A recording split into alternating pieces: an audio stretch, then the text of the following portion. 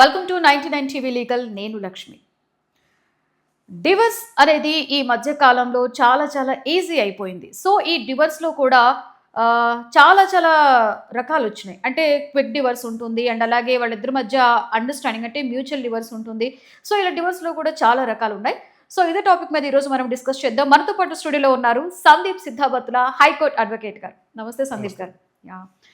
So Sandeep గారు, ఈ మధ్యకాలంలో డివర్స్ అనేది చాలా చాలా ఈజీ అయిపోయింది. సో ఈ డివర్స్లో కూడా చాలా రకాలు వింటూ ఉంటాం. ఇద్దరికి ఒక మాట మీద వస్తే మ్యూచువల్ డివర్స్ ఉంటుంది. అలాగే ఈ మధ్య ఎక్కువ వినిపించే వర్డ్ క్విక్ డివర్స్.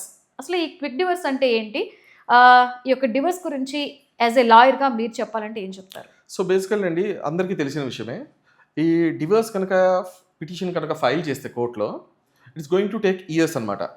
సో ఇప్పుడు అదే మ్యూచువల్ డివర్స్ అయితే కనుక ఇద్దరు కూడా పరస్పరం ఓకే, మేము ఇట్లాగా మ్యూచువల్ డివర్స్ తీసుకుందామని చెప్పి అనుకుంటే కనుక ఇద్దరు కూడా కూర్చొని మాట్లాడుకొని సో మేమిద్దరం కలిసి ఉండలేము అని చెప్పి కోర్టుకు వెళ్తారు. కోర్టుకు వెళ్ళినప్పుడు ఏంటంటే వాళ్ళు కొంత టైం అనేది వీళ్ళకి ఇస్తారు, ఒక 6 months కావచ్చు అట్లాగా టైం ఇచ్చి then rethink about it, then come to the court అని చెప్పి వాళ్ళకి కొంచెం టైం అనేది ఇస్తారు.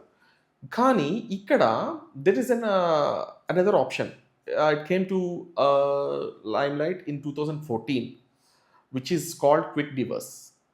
దీన్ని లీగల్ షార్ట్ కట్ అని చెప్పని అంటారు అనమాట.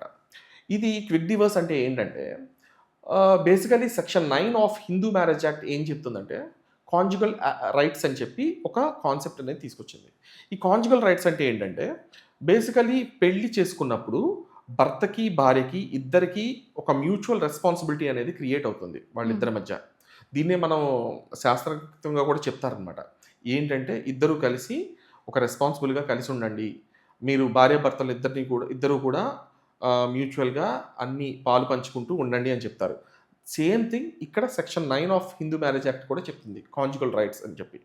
సో ఈ రెస్ట్రిక్యూషన్ ఆఫ్ కాంజుగల్ రైట్స్ అనే బేస్ మీద మనం ఈ క్విక్ డివర్స్ అనేది మనం ఫైల్ చేయొచ్చు అనమాట. ఈ క్విక్ డివర్స్ అంటే ఏంటంటే ఇప్పుడు ఫర్ ఎగ్జాంపుల్ వాళ్ళిద్దరికీ కూడా మ్యూచువల్గా కొన్ని రైట్స్ అనేవి ఉంటాయి. ఏంటి? ఫర్ ఇన్స్టాన్స్ ఇద్దరు కూడా సెక్షువల్గా ఇది అవ్వాలి, పార్టిసిపేట్ చేసుకోవాలి. ఒకళ్ళు అడిగినప్పుడు ఇంకోళ్ళు కూడా పార్టిసిపేట్ అనేది చెయ్యాలి. That one thing. And also ఇద్దరు కలిసి అనేది ఉండాలన్నమాట. ఇటువంటి కాంజుగల్ రైట్స్ అనేవి వాళ్ళకి మధ్య ఫామ్ అవుతాయి.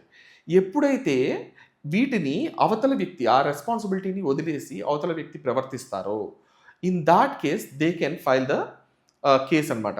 మాకు ఇలా క్విక్ డివర్స్ కావాలి, మేము ఇట్లా నా భార్య కానీ నా భర్త కానీ నన్ను దూరం పెట్టాడు, ఎటువంటి రీజనబుల్ కాజ్ లేకుండా నాతో ఉండట్లేదు అని చెప్పి దీన్ని బేస్ చేసుకొని ఏంటంటే వాళ్ళు క్విక్ డివర్స్ కోసం అప్లై చేయొచ్చు అనమాట.